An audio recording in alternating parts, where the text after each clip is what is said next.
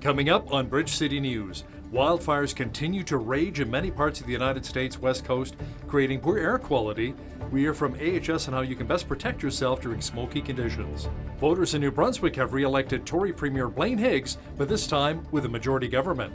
And federal Tory leader Aaron O'Toole met with Quebec Premier François Legault to discuss how improve the disconnect between Western Canada and Quebec. Your nation, your province, your southern Alberta. From the heart of Lethbridge, it's Bridge City News with Hal Roberts. Thanks so much for joining us. The wildfires in the United States have caused the air quality to plummet, not only south of the border, but also in BC and Alberta as well. That means new issues are being felt with people who suffer from respiratory and cardiovascular conditions. As Micah Quinn explains, Alberta Health Services has information and tips to help Albertans stay safe once they step outside. When you think of poor air quality, you might think wildfires, and that's what Alberta and BC have had to deal with from the wildfire smoke coming up from the United States. Lethbridge's air quality is currently at a 2, which is a low risk according to Alberta Health Services. The AHS is advising people to watch out for air conditions, and if you can taste or smell smoke in the air, here are some of the tips they are giving to the public. Make sure to look out for symptoms. You can also reduce your physical activity outdoors, stay indoors with your windows, fans, and vents closed. And if you are driving, they are reminding you to keep your windows and vents closed as well. Kaylin Steele lives with cystic fibrosis, and she says her physician told her the best thing to do if there is poor air quality is to stay indoors. If you can. I know other CF people, they go to the extent of getting special HEPA filters in their furnace and things like that. Sometimes if you run a humidifier indoors, it can help liquefy some of that mucus again. So if you can just clear the airways. Alberta Health Services says that if you have respiratory conditions like chronic obstructive pulmonary disease, asthma, or cardiovascular conditions, you may see symptoms get worse. If you are experiencing symptoms from the air quality, you can call HealthLink at 811. For Bridge City News, I'm Micah Quinn. The smoke from the wildfires in the Pacific Northwest has contributed to the poor air quality throughout much of British Columbia. In fact, Vancouver has some of the worst air quality in the world right now. BC's Provincial Officer of Health, Dr. Bonnie Henry, is urging people to get familiar with how signs of smoke exposure can be both similar and distinct from symptoms of COVID-19. How many people have questions about how to best protect themselves and their families when the air quality is compromised. And I want to encourage everybody, again, the information and resources about our wildfire smoke and your health is available on the BC CDC website. And we know that there are important considerations, particularly for people who have underlying lung disease or asthma, heart disease and diabetes. And we know that the mixture that we inhale with wildfire smoke has a number of particulates in it that cause irritation to the nose, to the throat, and to the lungs, and particularly affects people who are very young and our elders. Firefighters south of the border are working overtime to try and contain the hundreds of wildfires which are contributing to the poor air quality. That includes the many fires currently burning in Oregon. Fighting a fire this big in my own neighborhood, so to speak, is very different because we normally are fighting either structure fires, which are house fires, or small brush fires, maybe 10, 20 acre fires, but never the volume of fire that we've seen here in this last week, right here in our backyard. So that's been the hardest part, is just keeping our stress levels down, because this is where I live.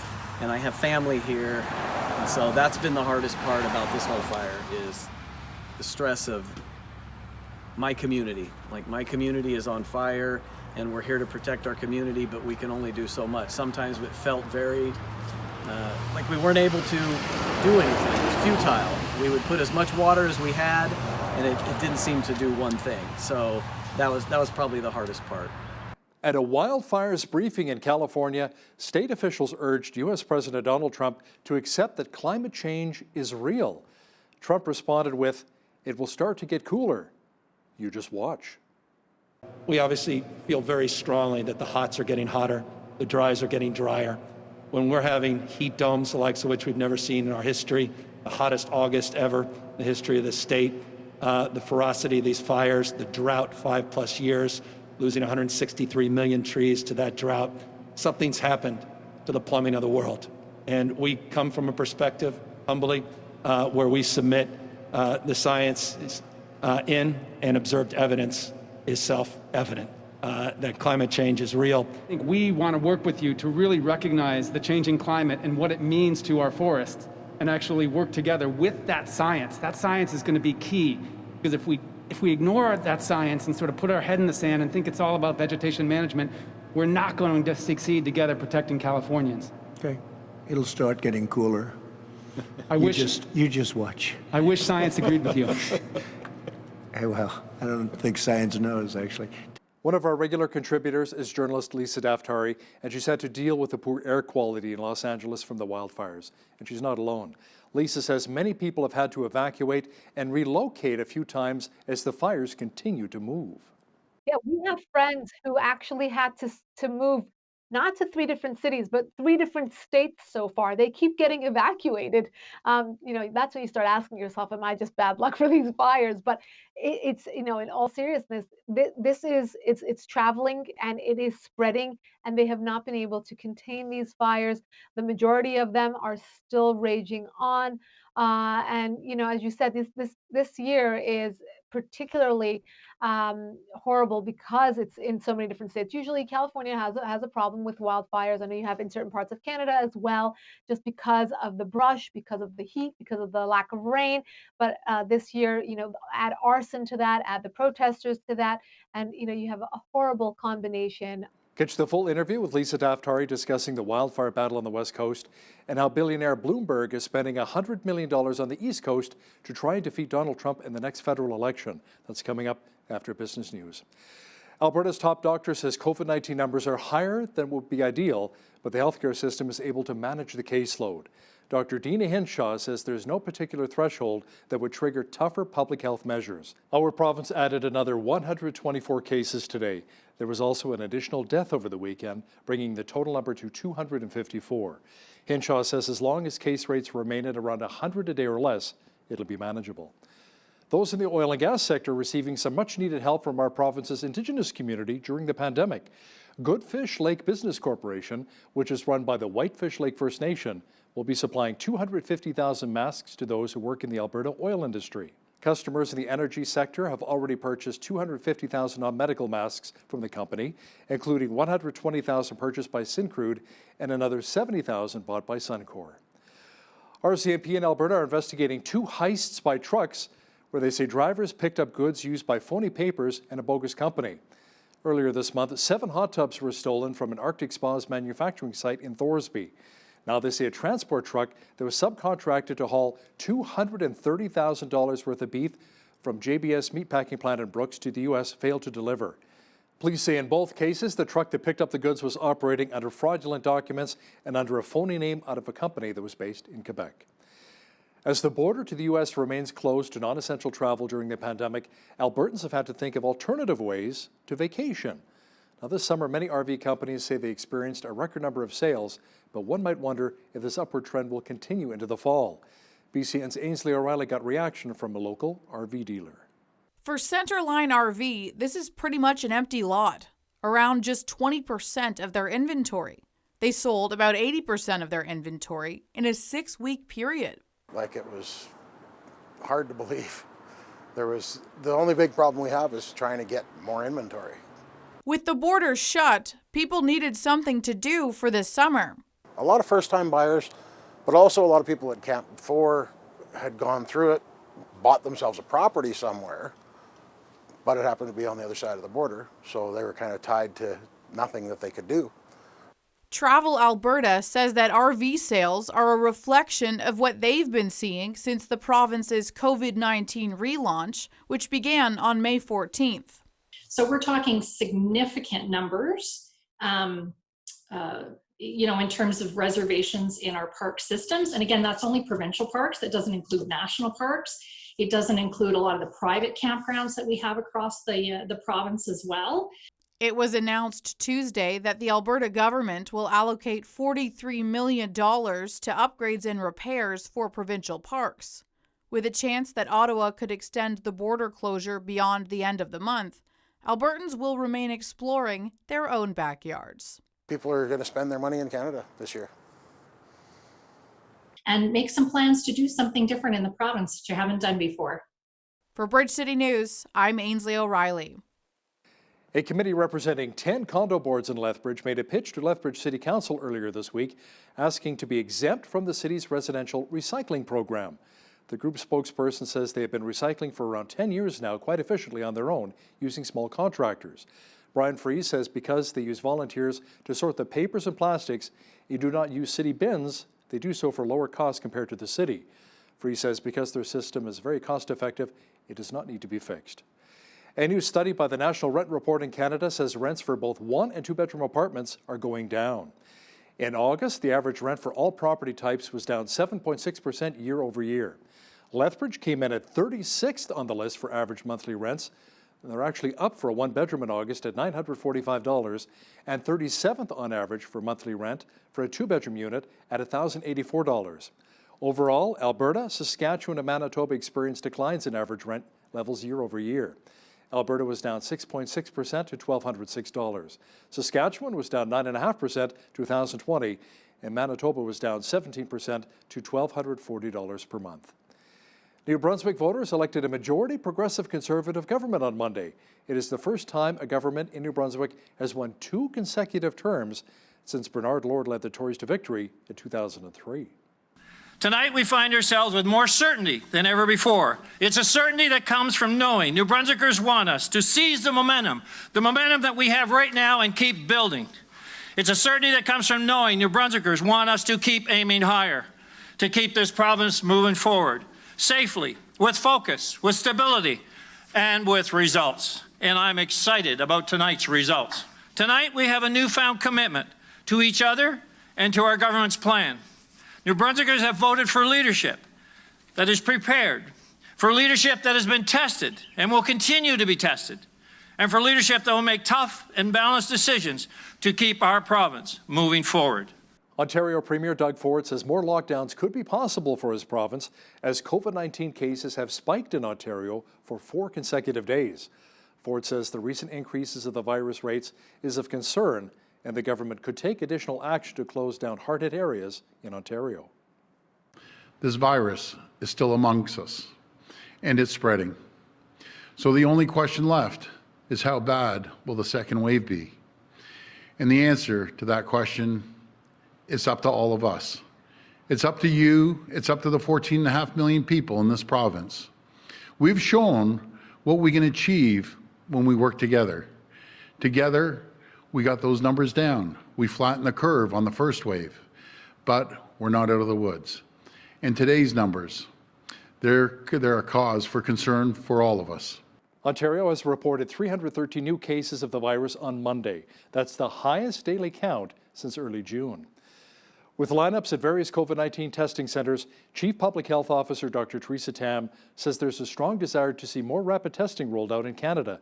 She says even people with mild symptoms should be tested. As we continue to work with all the provincial laboratories very closely, my understanding is that the capacity is beyond the 60,000. Now, there may be other reasons why lineups occur in different spots. Maybe the lineups don't occur in certain localities, but longer in others. So that's somewhat sort of on the ground programming or logistics. I understand that Alberta, for example, made a massive effort over the past weekend to get through some backlogs. So I think they're working really hard to try and figure this out. Some of it might be human resource, for instance.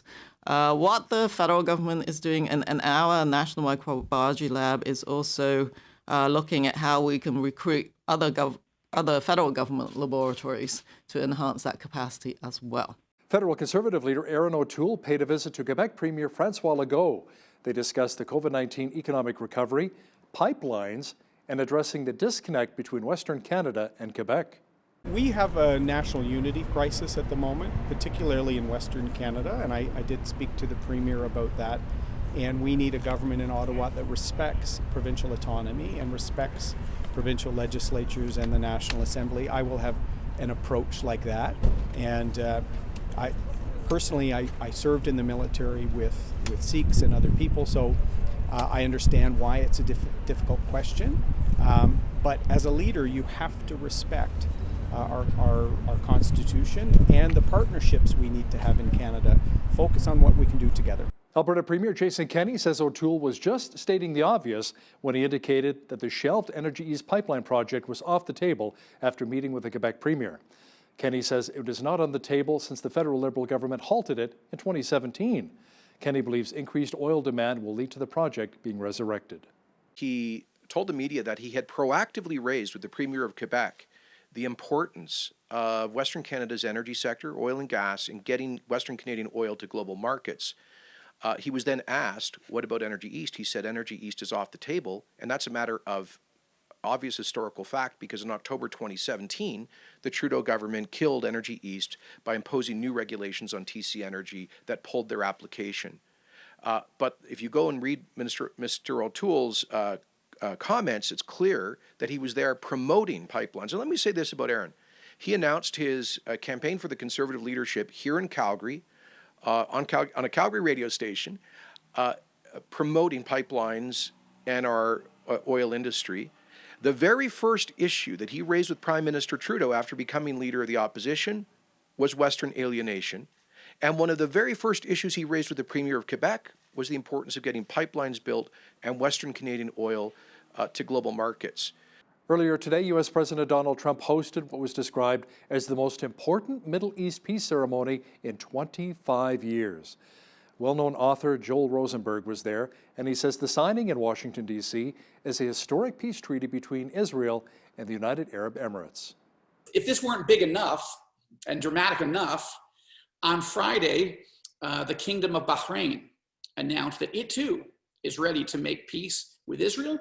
And so the Bahraini foreign minister just arrived in Washington earlier today and will be attending the ceremony. He's brought a delegation with him. We're not sure if there are documents he is going to sign also, but as Prime Minister Netanyahu famously said a couple days ago, it took almost 26 years for another Arab country to join Egypt and Jordan in making peace with Israel, almost 26 years.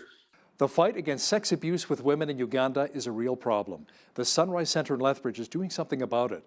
They're holding a fundraiser tomorrow at Decor Out the Door to talk about how they are helping raise awareness and funds to fight this atrocity. Nicole Van Cedars is the founder of Sunrise Centre, and she says this fundraiser is a great way to let the people of Lethbridge know about the issue and hopefully educate them on what they can do to support the group. So we decided to set up a display there and sell these designer undies for $10 a pair. And then of course, accepting other donations above and beyond that, hoping to raise awareness, not just about our organization, but about the whole silent epidemic of gender-based violence and abuse, which is, it's doubled in some parts of the world because of all the lockdowns and the schools being closed and victims not being able to get away from their abusers. For more information on Sunrise Centre, you can always visit their website. While the smoky and cloudy conditions for southwestern Alberta continued, as for the temperature, it will remain warm for much of the week. Full weather details are on deck.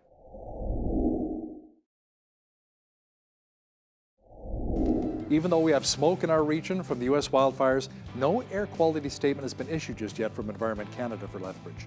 Tonight, it should be mainly hazy, however, cloudy with a low near 5. Tomorrow, some of the clouds should clear out and we should see a high near 19 degrees. Thursday, a mixture of sun and cloud with a high near 22. Friday, mainly sunny with a high expected near 22 again. Saturday, a low pressure system returns, bringing more clouds along with a slight chance of rain and a high near 23. Overcast to 20 for Sunday, partly cloudy and 20 degrees for Monday. Looking at the almanac, the average high for this time of year is 20 degrees with an average low of 5. The highest temperature in the state was recorded in 1979 at 31 degrees, and the record low was -2 in 1965. Sunrise was at 7:08, sunset at 7:45. Let's see how tomorrow's looking across the country now. A special air quality statement is still in effect for much of BC due to the U.S. wildfires. Vancouver and Victoria, which have had some of the worst air quality in the world right now, will be smoky mixed with fog tomorrow and a high near 21. Calgary's also smoky but clearing tomorrow with a high expected near 21 as well. A mixture of sun and cloud in Edmonton on Wednesday with a high near 16.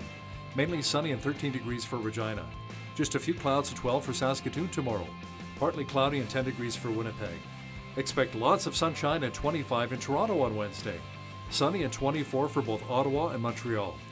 In Atlantic Canada, expect a mainly cloudy sky and 23 for Fredericton, New Brunswick. Just a few clouds and 19 for Halifax, Nova Scotia. Mainly sunny and 20 degrees for Charlottetown, PEI. And in St. John's, Newfoundland, expect lots of sun and a high near 15 degrees for tomorrow. U.S. trade representatives have said they plan to drop duties on Canadian aluminum imports after Canada threatened retaliation. A statement from government officials said the U.S. will modify the terms of the 10% tariff imposed in August. The Trump administration says the tariffs would be reimposed if shipment volumes from Canada exceed 105% of the stated volumes. Ottawa says if the tariffs would have continued, it would have countered with $3.6 billion worth of countermeasures. Canada posted record national home sales and prices last month. The Canadian Real Estate Association says home sales were up 33.5% from a year ago and 6.2% from July. CREA says sales last month were up in 60% of local markets. The gains were led by both Vancouver and Toronto, while other markets like Calgary and Regina have cooled off. The national average price spiked at 18.5% from a year ago to more than $586,000. Grocery retailer Loblaw is purchasing a stake in telemedicine company Maple Corporation through its Shoppers Drug Mart subsidiary. The deal is worth around $75 million. Loblaw says Shoppers have been working with Maple, and its virtual care is available in more than 160 Shoppers Drug Mart locations in BC. Maple helps people connect with doctors and medical specialists using a smartphone or a computer. It also provides technology for employers, insurers, hospitals, and clinics. Lowe's is offering small businesses the Shark Tank treatment. The home improvement chain is teaming up with the Shark Tank star Damon John to give potential suppliers a chance to pitch their products to a Fortune 500 company. That will allow some entrepreneurs a shot at getting their goods sold through Lowe's a lot quicker. Lowe's is putting an emphasis on businesses run by those who are disabled and those who are visible minorities. Toy maker Lego says it will be turfing the plastic bags its box sets have and replacing them with paper ones. The Danish company says it will start making the switch next year, and it expects plastic bags will be completely gone in the next 5 years. The bags are used to hold loose bricks in boxed sets. Now, here's a look at today's markets. The TSX was up 71 points in the day to finish at 16,431. The Dow was up 2 points to 27,995. The S&P 500 was up 17 points to 3401, and the Nasdaq was up 133 points on the day to 11,190. Oil was up $1.13 to $38.39 per barrel. Natural gas was up 5 cents to $2.36. Gold was up a cent to $19.54.16 an ounce, and silver was also up a cent to $27.14 an ounce. Wheat is at $228 per metric ton, barley's at $225, canola's at $4.85, and corn is at $244 per metric ton. Live cattle were up 23 cents to $107.10, feeder cattle were up 77 cents to $143.70, and lean hogs were up $1.08 to $65.70. The Canadian dollar was down slightly on the day at $75.83 US. Recapping one of our top stories this hour, Alberta Health Services has come out with a list of don'ts as the air quality in our region slowly deteriorates due to the U.S. wildfires. The AHS says you should monitor your symptoms, minimize your physical activity outdoors, remain indoors with windows, doors, and vents closed, and if you drive to another location, keep those windows and vents closed and be sure to run your car fan on recirculate to avoid drawing in the outdoor air. Former New York Mayor Michael Bloomberg says he will spend $100 million to ensure that U.S. President Donald Trump is not reelected. American journalist Lisa Daftari will have those details next. Plus, Lisa will also have an update for us on the wildfire situation along the U.S. West Coast. But first, here's a look what's happening in and around your community. Here's your Bridge City News community calendar. 2020 marks the 40th anniversary of Terry Fox's Marathon of Hope, which will be held virtually on Sunday, September 20th. Support a worthy cause your way by registering as an individual, a family, or a virtual team. To find out more, visit terryfox.ca. Lethbridge Arts Days 2020 is taking place September 24th to the 27th. This is an annual celebration held in conjunction with provincial and national culture days. This year's events and activities will be available online as well as in person with physical distancing requirements being observed. Connect with artists in our community and come celebrate the arts in Lethbridge. For more information, visit artslethbridge.org. Bring your lunch and enjoy beautiful live music at the same time. Come out October 2nd to the First Friday Lunch and Listen concert series featuring performances by the University of Lethbridge Conservatory of Music in Cass's Community Room beginning 12:15 p.m. and ending at 1. First Friday events are an initiative brought to you by the Heart of Our City Committee. For a full listing of upcoming events, visit firstfridaylethbridge.com. And that's your Bridge City News Community Calendar. The wildfires continue to rage in many parts of the Pacific Northwest and in California. To talk about it in a little more detail is U.S. journalist and one of our regular contributors, Lisa Daftari, joining me from Los Angeles. Lisa, do we know exactly what the causes were from many of these wildfires? Were they man-made or perhaps lightning strikes? Yes, man-made lightning strikes, heat doesn't help. The fact that we don't get rain out here doesn't help. It's all of the above, Hal. It's been horrific. It has been the worst year on record. And if you remember, you and I spoke at length in 2019, just last year, about how horrific last year's fires were. This year has been record-breaking, and it's not only it's because that we have the arson and the protesters and a gender reveal party gone wrong that has been responsible for one of the major fires. But we have 100 fires that are independent fires that are going on right now all throughout the coast. There is no relief. Here in Los Angeles, the air quality is horrible. You could feel it. I attempted to take my son out for a walk over the weekend, and you can feel the burning in your throat. You can feel it. The air quality is horrific for the elderly, for many who haven't gone out, or because we're still under semi-quarantine. The only relief we do have are walks, but we're definitely feeling it here. And you know, it's just something that we're going to have to endure until we see some relief. Over 35 deaths, which is something that's also record-breaking in this case. That's very sad, yeah. And so many hundreds of thousands of acres lost so far from the wildfires. And it's not just California, but we're talking about Oregon and Washington State. The governor of Washington State is blaming climate change, saying he's never seen things this bad. Yeah, we have friends who actually had to move not to 3 different cities, but 3 different states so far. They keep getting evacuated. You know, that's when you start asking yourself, am I just bad luck for these fires? But it's, you know, in all seriousness, it's traveling and it is spreading, and they have not been able to contain these fires. The majority of them are still raging on. And you know, as you said, this year is particularly horrible because it's in so many different states. Usually, California has a problem with wildfires. I know you have in certain parts of Canada as well, just because of the brush, because of the heat, because of the lack of rain. But this year, you know, add arson to that, add the protesters to that, and you know, you have a horrible combination of just acres and acres of land lost. And you know, you talked about the air quality, how it's affected so much of California, even here in Western Canada. In fact, over the weekend, Vancouver, BC had some of the worst air in the entire world coming up from California, Washington State, and Oregon. Now, are firefighters getting a handle on the situation in California? What are you hearing? Yeah, you know, they're out there, they're fighting, but you know, it's. I think most of the fires are between 5 to 7 to 10% contained at this point. You know, a crazy situation happened where someone in my mother's apartment building, where my parents live, had a bad fall, and they called for an ambulance, and it was a very bad fall. She had a head injury, and it took them so long to respond. And the 911 operator said to my mother, who was the one who made the call, that we are just so spread thin for resources right now because everyone is helping out with the fires. Now, still in California, Lisa, a $100,000 reward has been offered in a brazen ambush shooting of 2 Los Angeles sheriff's deputies. Lisa, I've seen the video. The shooter looked like a kid. Exactly right. Exactly right. The shooter looked like a kid, or at least dressed like one, or had the physique of one. But if you saw the video, it is horrific how brazen this individual is to just go up and point blank shoot at these 2 officers, both of whom have only been on the force for 14 months. young. One is 26 years old. The other one, I think, is about 31. Well, the female has a 6-year-old child. And the worst part of this, Hal, if you read this part of the story, is that when these two individuals were taken into the hospital where they still remain in critical care, protesters went to the hospital, blocked the entrance and exits of the hospital, and started chanting, "We hope you die." I mean, no words, no words. I mean, these are the individuals who we rely on.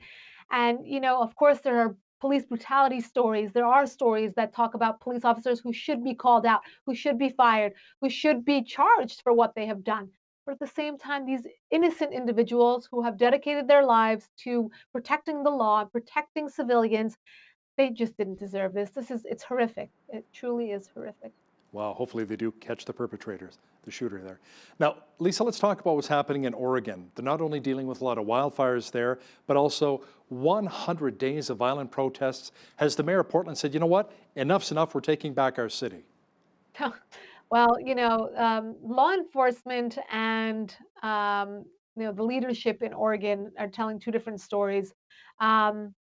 They've given up. They've given up completely because they just can't get a handle on this. But at the same time, with regards to the governor, the mayor, they have been very careful as to the language that they use. They want to stay on the side of the protesters. They want to stay, sympathetic to them. And because of that, I don't know if the language has been strong enough to stop these protesters.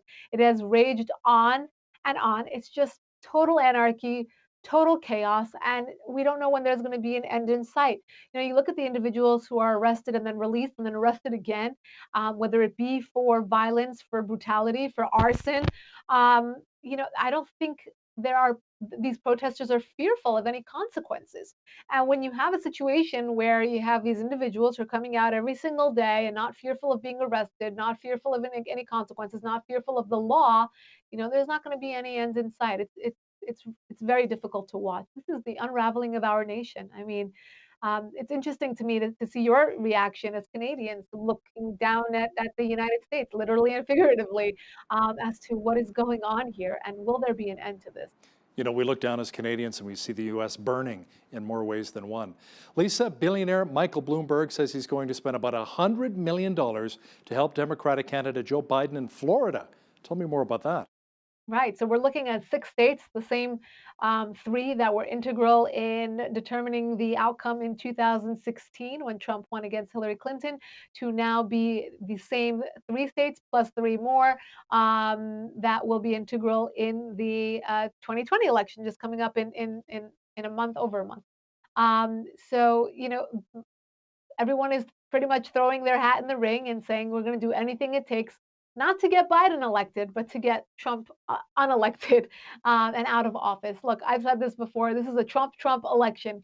You either want Trump or you don't want Trump. No one ever talks about Biden, what his policies are, what he stands for, or what he's going to do for the nation. But people are very confident that they want Trump in office, or very confident that they do not want Trump in office. So former New York Mayor Bloomberg is going to spend his millions on getting Trump dethroned, and he's going to spend that money in the state that's most up for grabs, which is Florida. Now, according to a battleground tracker, Biden has also gained in Arizona over Trump and has a big lead in Minnesota. I guess there shouldn't be any surprise in Minnesota. Right. Exactly right. So we're seeing a lot of the swing states swing in the favor of Biden. But again, I think back to 2016 and a lot of the polls had Hillary favored. I think most polls had Hillary favored. And we had a little surprise here in this country. I think many are still surprised, and it's almost been 4 years. So people have not gotten over the surprise and the shock of Trump winning the presidency. But, I spoke to Frank Luntz, who is the premier American pollster here, and he said it's about a 4-point difference at the moment. It's changing continuously. And again, we question oftentimes the veracity of these polls because of many different reasons, but we shall see. November will tell. I was even surprised, too, that Trump won the Republican nomination. I thought it was Ted Cruz for the taking, but, that fell through. Now, according to a report by Fox News, Iran was considering a plot to assassinate the U.S. ambassador to South Africa. Tell me more about that. Yeah, I think this story was originally reported by Politico, that there is a female ambassador, U.S. ambassador to South Africa. And there was a plot that has been since foiled, where the Iranian regime wanted to take her out in retaliation for the killing of shadowy commander Qasem Soleimani. If you remember, he was taken out by U.S. forces in Iraq in January, for his involvement and mastermind in killing many U.S. troops and others. And Iran, I guess, is still in retaliation mode to figure out how they could get the U.S. back. Now, remember, Iran, the regime, is also upset at the coalition or the peace deal that is being drawn up by the United States between Israel and the UAE and Bahrain. Arab nations that are being drawn towards the US and Israel. Obviously, this doesn't look too good for the Iranian regime, who is losing its allies in the region. U.S. President Donald Trump is targeting illicit Iran trade ahead of the Israel Gulf nations White House meeting. Yes, so I will actually be flying to Washington to be in attendance for the signing. I've been invited by the White House to attend the witnessing of the signing of the Abraham Accords, which is the peace deal between Israel and the UAE, and now Bahrain will be signatory to that as well. And it's looked upon as a deal that is meant to not just spruce up this economic exchange between the Arab nations and Israel, but it's really meant to kind of corner the Iranian regime. And in addition to this cornering of the Iranian regime, there will be additional sanctions that are being put in place. This, as reports indicate, that Iran has stepped up its nuclear activity.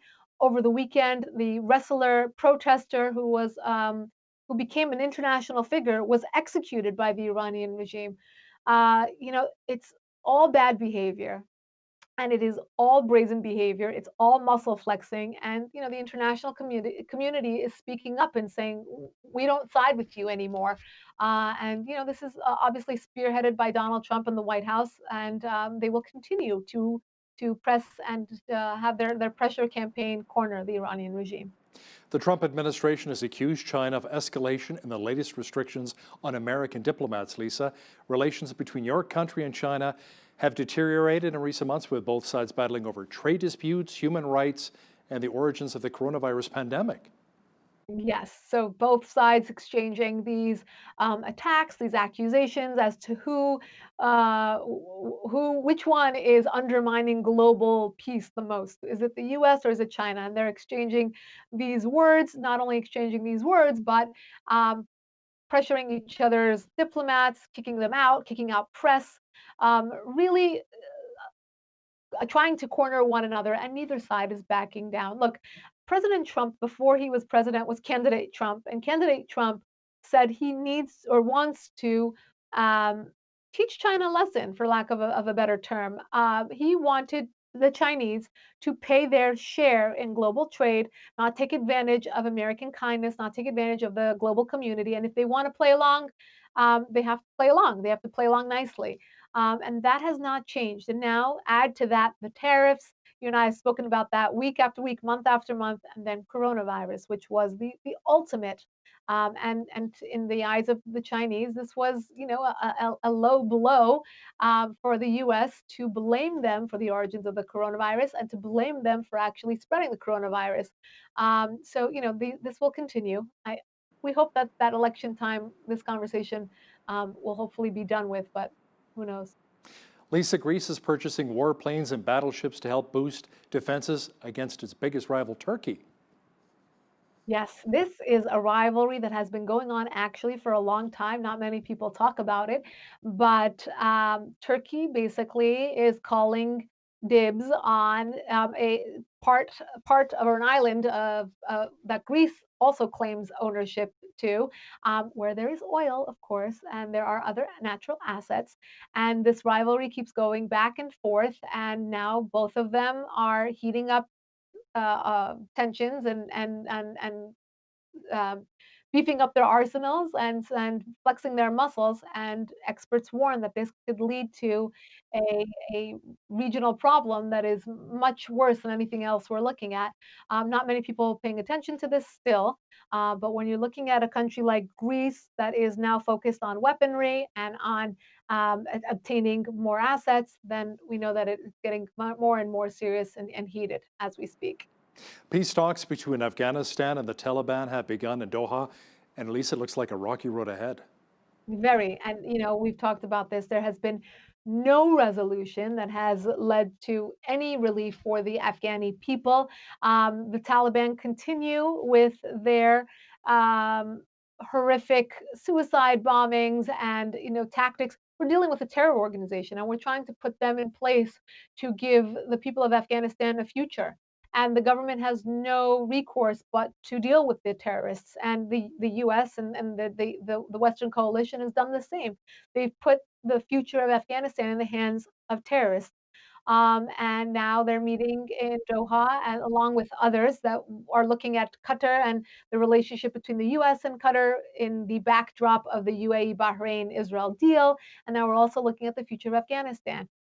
In the final hours of the Trump presidency, they are attempting to leave the Middle East better than they found it. And many would argue that they have done that, particularly with this historic deal between Israel, Bahrain, and the UAE. But they would like to do the same in withdrawing troops from Iraq, from Afghanistan, and hopefully shaking the Qataris into not dealing with terrorists, not supporting terrorists, and turning away from the Iranian regime once and for all. Our foreign affairs expert, Lisa Daftari, joining me once again from Los Angeles. Thanks so much, Lisa. My pleasure.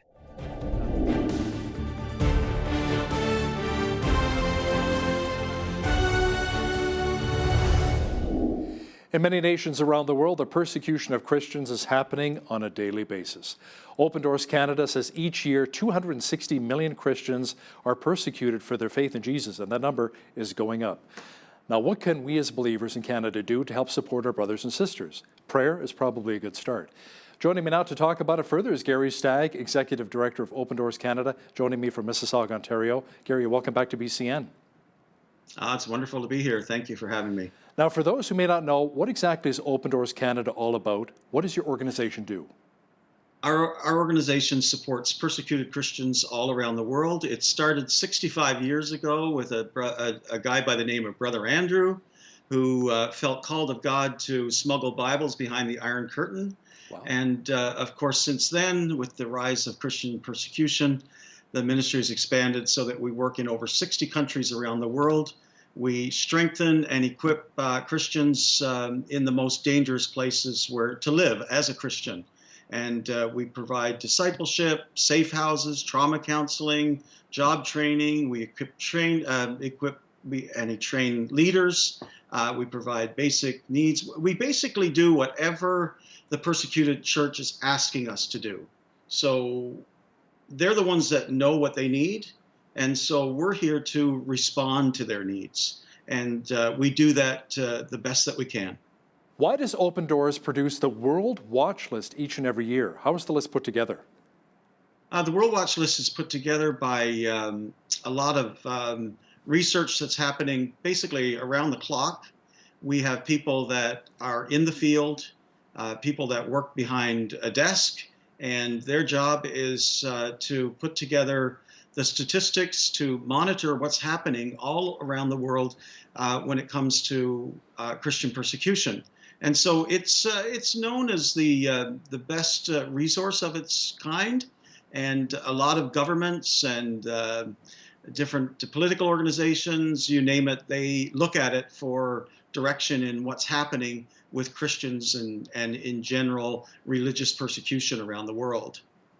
Now, apparently, in some of these countries where Christians are persecuted, women are doubly persecuted for their faith and their gender. Can you tell me more about that?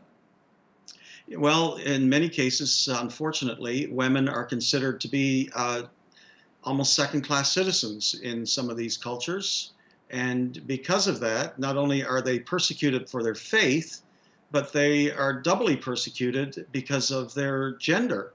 And there's a whole study that's been done on this and a lot of research that's gone into it, and Open Doors just produced a paper on gendered persecution and the implications of that around the world for women. So, yeah, you think of the persecution on one level, but when it comes to women, there's a double whammy. They are persecuted doubly.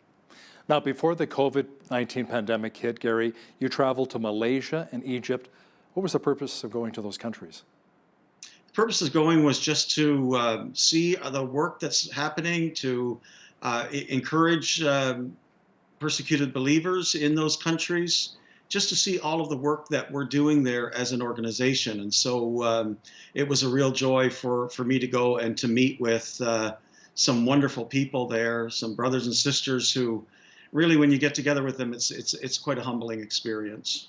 Now, a recent report is talking about the kidnapping of Christian girls in Egypt, and it continues unabated. Gary, a U.S.-based advocacy organization, Coptic Solidarity, is calling on the Egyptian government to step in and take a stand against these kidnappings. What happens to these girls once they're taken? We don't have all of the details about what's happening to them, but this is a problem that happens not only in Egypt, but as you know, in Nigeria. You know, the Chibok girls that were taken, forced to marry Muslim men, older Muslim men, is often the case that the thing that happens to them, and the other thing that often happens is the forced conversion. So they're forced to convert to Islam as a part of their abduction. So a pretty terrible time for these young girls, and a lot of them are very young. Some of them are 12, 13, 14 years old, and many of them are still missing all around the world. It's not just in Egypt, but in many other countries as well. How do the governments not look at these men as being pedophiles? Young children. I know but it for whatever reason, it's a societal acceptance. They accept it for whatever reason. They're cultural norms, I guess, right? Yeah, and they just turn a blind eye to it. It's cultural norms. Wow. And I bet a lot of these young girls get new identities as well, probably new names when they're forced to marry these older men. Yeah, for sure. Wow. Yeah, for sure. Now, things, Gary, are also apparently getting tougher for Christians in India. The northern Indian state of Haryana may become the 9th state to adopt legislation forcing conversion to Hinduism. What will that mean for many believers there? This is happening all over India, and we're hearing reports of atrocities that are happening. What's happened in India is that the present government that was elected in 2014 has a mandate, and they want to turn India back to a Hindu country by the end of 2021. So that's not that far away. Right. And so they're very sympathetic to all of the people the Hindu extremists. And so a lot of extreme things are happening to Christians, forced conversions again. If they don't comply, their churches are burned down. There's some horrible things that are happening to them. And basically, the government is saying to be Indian is to be Hindu. And so, again, they turn a blind eye to the extremism that's happening. The other thing that we're seeing in India right now, of course, is with COVID-19 and with the aid that's being distributed in many of these places, and where you mentioned, indeed, in North India, these are often rural places, and so the aid is given to the elders of the community to distribute. And so the elders of the community automatically know who the Christians are, and they force the Christians to wait at the back of the line, knowing that they will they're not going to get any food anyway. And so they send them to the back of the line, and they usually go without anything. Are they doing this something similar to those who are Muslim, not just the Christians? In India, yes. They're doing a similar thing to Muslim people in India. Gary, how have you seen COVID-19 impact our persecuted brothers and sisters living in countries like China, North Korea, and Syria? In many of the countries, COVID-19, persecution was bad before, but for our brothers and sisters who are being persecuted, COVID-19 has just added another whole layer to that. And many of these countries already have, very volatile health health systems, economic systems, and so they're just not getting the help that they need. Again, in many places, because they're Christians, they're relegated to the end of the line or to the back of the line, and they're not able to get the medicine, the food, and all of the things that they need. And so in some places, they're just desperate. In India, I know that there are people who are starving. So what initiatives is Open Doors taking to support persecuted Christians impacted by COVID-19, especially even in the northern camps in the Iraqi city of Mosul? I mean, the virus can spread quite quickly through the camps where so many have been displaced. Well, that's the other thing, because they live in such close quarters. And, you know, we can social distance, and it's easy for us. I mean, I live in my house. I'm here. My wife is in her office upstairs, and we can do the social distancing thing. It's not a problem. But for these people, many times there's multiple families living under one roof. And so that becomes a problem. We've had to switch, to be honest, some of our programming, some of our priorities, where we were moving away from a lot of the aid stuff that we were doing in places like Syria, going to focus now in the next couple of years on more discipleship and training and so on. We've had to switch back and start to help with the feeding again. Now, can you explain, Gary, what kind of impact these programs are really having on persecuted believers and their families? Well, I think in many cases they're just keeping them alive, to be honest. And of course, the overarching thing is that they become very aware that that they're not alone, and that's so important for them to understand that there are people in the West who are remembering them, who have not forgotten them, who are holding them up in prayer. And so that's a big thing. But right now, it's just a matter of survival as well. So these the things that we're doing are just trying to help them stay alive right now. What are some of the things that most people do not realize about the persecuted church? Oftentimes when people think of persecution, they automatically think of violence, and they think it's always violent, but it's not. I mean, there is the violence, obviously. We just talked about the girls being kidnapped and so on, and churches burned and pastors killed, and there are all of those things. But for the majority of people, it's just the marginalization every day of the things that they go through. They're just, like I say, put to the end of the line. They are given the worst jobs in society. They're held back. Their kids can't get decent education because they're Christians. And so there are all of these things that are just constantly squeezing them into that place where the persecutors want them to be. And so it's not always violence, but it's the daily pressure, the daily squeeze that they feel. Gary, as Canadians, what can we do to really help our brothers and sisters in Christ who are suffering in these countries? I mean, prayer is probably a good start, right? Yeah, you said prayer at the beginning, and I was so happy to hear that, because if you ask them, that's what they ask for. If you ask them, what can we do for you? They always say prayer, even though it's obvious they need so much other stuff. But they would say, pray for them. And I would say, don't forget about them, and support them. Give them the prayer support they need, but also donate to organizations that are helping our brothers and sisters around the world who are going through persecution. Now, you offer opportunities for people to join Open Doors for missions trips. Tell me more about that. We go on trips of encouragement. Those have been suspended for this year, obviously, but we go on trips where we just go to encourage them. We call it our International Presence Ministry. So we don't go and make ourselves obvious and preach on street corners, or even build buildings and stuff like that. We don't do anything that will draw attention, but we go there to meet secretly with these believers and encourage them. Last time you and I chatted as well, Gary, you mentioned countries like Pakistan, North Korea, and China, where persecution is really bad for Christians right now. Are those still some of the countries on your watch list? Oh yeah, for sure. The Pakistan would be in the top 10. All of those that you mentioned are really high up on the list. So where can viewers go to learn more about Open Doors and to donate? They can go to opendoorsca.org, and they can sign up for our newsletter, for our prayer calendars. They can make donations there. And also I would mention that they can sign up for a Zoom prayer meeting. The first Tuesday of every month, we have just started a Zoom prayer meeting where we come together as believers in Canada to pray for the persecuted church. So we would invite anybody that wants to join us to go to our website at opendoorsca.org and sign up for that. And just inform yourself about what's happening, and then as the Lord would lead, just respond to what you're learning. So Gary, what kind of rewards do you get out of being involved with Open Doors Canada?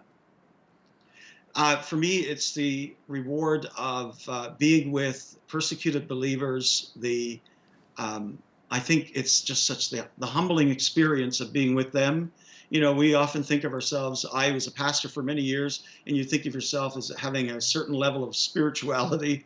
But when you're with a persecuted believer and, you know, they're asking you to pray for them, and you see the incredible faith that they have, so often I want to say, can you please pray for me? I think I'm the one that needs the prayer. Wow. And so that's, I think, the gift. You know, it just kind of puts things in perspective for me, and helps me to realize that I don't really have it all that bad here in Canada as a Christian. Absolutely. Yeah. Gary Stagg, Executive Director of Open Doors Canada, thanks for joining me today from Mississauga, Ontario. You're very welcome. Thank you anytime. On behalf of all of us here at BCN, I'm Hal Roberts. God bless, and thanks so much for watching.